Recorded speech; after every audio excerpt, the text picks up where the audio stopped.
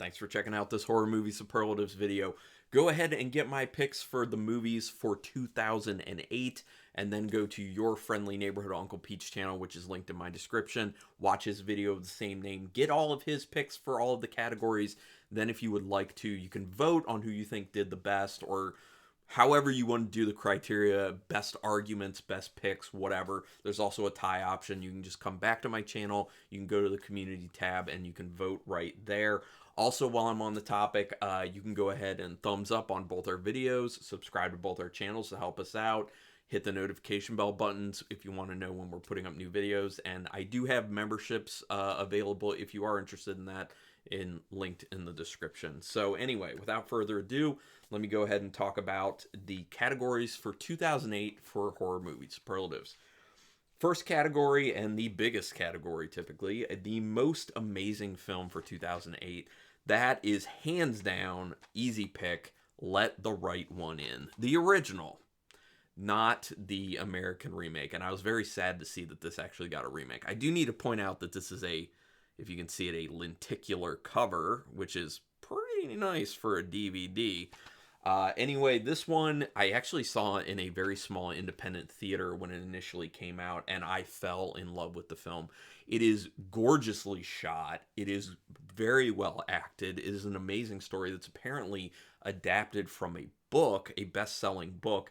It's a Swedish film about a boy who's kind of ostracized. He gets picked on, bullied, and he's kind of by himself. And then one day at night, when he's out on the playground where his living complex is, he meets a girl, Ely, and they're new in town, and she is there with her guardian, and they forge this friendship. Well, Ely isn't all that she seems, and there is something going on with Ely, and this film in the end is just about loneliness. It's about relationships, forming bonds, and it's about how messed up relationships can get, with at the same time actually helping you out. It's a amazing film, has outstanding characters, and where the story goes is phenomenal. This is a masterpiece in my opinion. It is very art house in the way that it's executed, and anyone who's seen it will tell you it is a phenomenal film. So if you have not seen the original Swedish Let the Right One In, you must see this film. And it was an easy pick for me for 2008's most amazing film. So moving on to the next category, which is the best so bad it's good film. And this one may surprise some people, but I like musicals. And in 2008, we got Repo, the Genetic Opera. This is a horror musical, which you don't get a whole lot of. And this is actually a pretty fun one. The film's not good. I mean, the story is, it's kind of barely there. The lyrics to the actual songs aren't great, but they're very catchy tunes, and the rhyming that happens is awesome as well. The songs are, yes, quite repetitive, but they're a really good time. This is kind of like a dumb, fun film. If you like musicals and horror at the same time, there's some good splatter in it as well. The premise of the film is just basically this dystopian future where people's organs are failing, and there's this company called Gene Code that comes into existence that is basically giving people new organs, but they're kind of on lease, and if they don't get paid, they send the repo man to take those organs back. Great concept. The way it's executed, it's kind of more focused on looking good, being flashy, and having fun, catchy tunes. But that's why it's a so bad it's good film, in my opinion. It also has Paris Hilton in it for some weird reason. But it's a fun time. I really do enjoy this film. Again, this is one of those films that you just kind of shut your mind off. And the singing, well, not all the singing, but a lot of the singing is really good. Like, Sarah Brightman is in it, who is like a known singer, and she does a phenomenal job.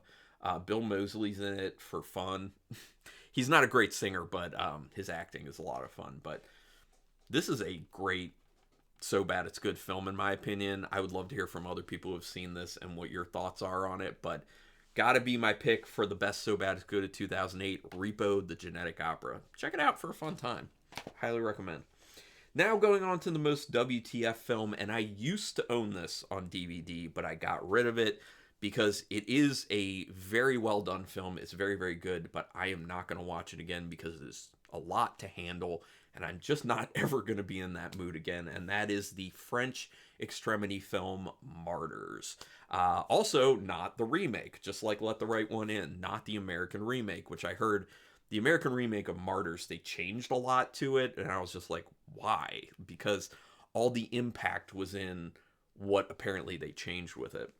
So anyway, Martyrs is basically about a woman who is sure she spent some time in a mental institution, but she is sure that she was abducted and had terrible things done to her by this couple. She seeks that couple out when she's with her friend and comes up upon their house, and they are just this normal looking family, and it becomes this question of, is she does she have something going on up here, or is she actually correct? And I'm not going to tell you which way it goes, but this film ends up getting very dark. This is a super disturbing film. There are a lot of WTF things that happen in this film.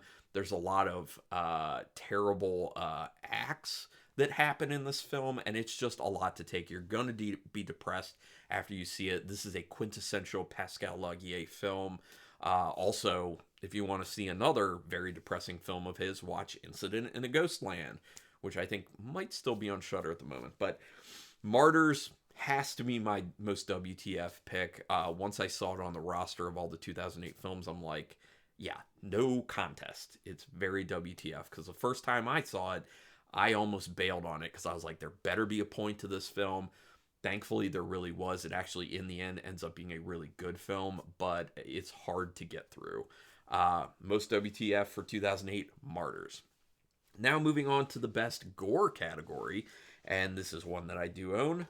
It's in the name, Tokyo Gore Police, a Japanese film that is about a also kind of dystopian future where the corporation police are in a war, all-out war with what they call engineers, which are people who can basically meld machinery and other things to their wounds. So these people will actually like cut off an arm and then put something on there. Like there's an individual in this film who has a chainsaw on their arm that is actually detachable, and they can throw it.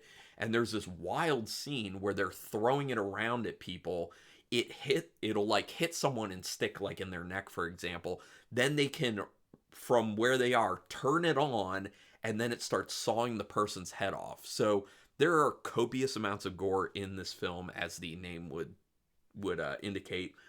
And it is just like that ridiculous over the top arterial spray. I don't even know how many gallons were used in this film. It's unbelievable. There's also a lot of very fun practical effects in it, including a woman who has the lower half of her body as is a crocodile head that actually opens the mouth and everything. It is wild to see. And there is also a woman who has no limbs, but instead of limbs, she has samurai swords. That is a wild scene as well. There are so many wild things in this film. This could have easily have been a WTF pick, but I am putting it for the best gore because it was hands down the one with the best gore for the year. I mean, so much blood, so much cool kill scenes. I really do enjoy this film. It's a fun time. So my pick for best gore for 2008, Tokyo Gore Police. Now one that I do not have because it's a found footage film, and I do not buy found footage films because it's not my thing, but the most unique film of 2008, I have to say, is Lake Mungo, which I actually did enjoy when I finally saw it a few years ago. It's a found footage film that's not set up like most found footage films. That's why I think it's so unique. It's basically about a girl who has gone missing at Lake Mungo, and her family is being interviewed. That's how they do the found footage aspect. It is portions of interviews and kind of like this crime type documentary style that they're doing, interviewing all these people involved with things. There are so many twists and turns in this story, a lot of shocking things. You could actually pick this also for a WTF category, I would think. And it's actually a really good film at the very end. What happens will stick with you. A lot of people have said that when they've watched the film. The premise that they end up at in the end of the film is also very unique and interesting, especially for a found footage film. So I just really think that the execution of this is very different for found footage, and that's one of the reasons I really did like it, because I typically don't like found footage. But very well done film, and I picked Lake Mungo for the most unique for 2008. Now going on to the most overrated, and I do not own this because I don't want to own this film because it's so overrated, and that has to be The Strangers. The first film, The Strangers. I honestly am a person who thinks that the second film, what is it, Pray at Night, I think is what it was called. I think that one was better than the first one. A lot of people crapped on that one, but I thought that was better than the first one. Now, the first one, it's your pretty typical home invasion film. I feel like there's not much special about it. Sure, there are some like tense moments and everything. There's some pretty good acting. But one of the other things for me, one of the reasons I think this is very overrated, is I just think that people should see the original film that this was based on. It's a French film called Them that is way better. And the premise was changed a lot from what Them was. It was mainly more of like an inspiration that was taken from that film. And Them is really, really interesting and good, and they do a great job of keeping up the tension. This one, it just feels like they're doing the same thing over and over and over again, and it just gets stuck, in my opinion. I just feel like there's not a whole lot interesting or new about the film. It's very blah to me, and I didn't even give a synopsis of it because all you need to know is it's just a home invasion film. It's so simplistic, there really isn't much of anything to it. And when you get to the ending, yeah, the ending is kind of cool in a way, but at the same time, from a story standpoint, you're just like, huh? Like, the film doesn't go anywhere. It doesn't really go much of anywhere, unfortunately. They could have done so much more and gone so much bigger. So that's why my pick for the most overrated for 2008, The Strangers. Now my favorite category, and this one I highly recommend that people check out because I know a lot of people have not seen it, but I have seen some people talk about it. Most underrated film, Splinter. This one I kind of watched on a whim. It was a blind buy for me, and I got this one, and it was so good when I watched it. It even says on here, the year's best beast. 6 Screamfest Awards, Best Picture. Yeah, this one's a good one. So basically, it's about a guy who ends up going to a gas station, and while he's there, there is something there. Splinter will hint at what the thing is. And it ends up turning into a little bit of a zombie-ish film, but it's not a zombie film. So some people do consider it a zombie film. I would, like, I'm kind of in the middle. Like, I would see where people could say it is, and I would see where people would say it isn't. So if people do consider it a zombie film, I think it's one of the better zombie films out there, because a lot of them are very kind of vanilla and very much the same. They're retreading the same territory. But Splinter is very interesting, and it's about how these people just end up getting stuck inside this gas station that's very remote, and they're having a really hard time getting help while this very menacing thing is trying to get in and is killing people, maiming people, and taking over some people's bodies. It's a very good film that I don't hear people talk about enough, and in 2008, it definitely was the most underrated film. Even in 2008, I wasn't hearing anyone checking it out. Like, I didn't even know anything about this film. I hadn't even heard anything. There was no hype around it. I just, like I said, I just bought it on a whim, and I watched it, and I was like, yeah, why didn't I hear about this before? Why aren't people talking about this? This is actually really good. The acting is really well done. It's shot very well. It's a very interesting premise. And again, like this says, the year's best beast. Yep, I would say so. Very unique. This also could have been under unique category, I guess. But anyway, my pick for 2008's most underrated film, Splinter. So there you have it. If you want to get involved as well, go ahead and comment on this video and Uncle Pete's video and let us know what maybe your picks would have been, or comment about our picks, whatever you want to talk about. That would be cool. But thanks so much for being involved with this. Thanks so much for taking your time to watch. And until next time, keep it brutal.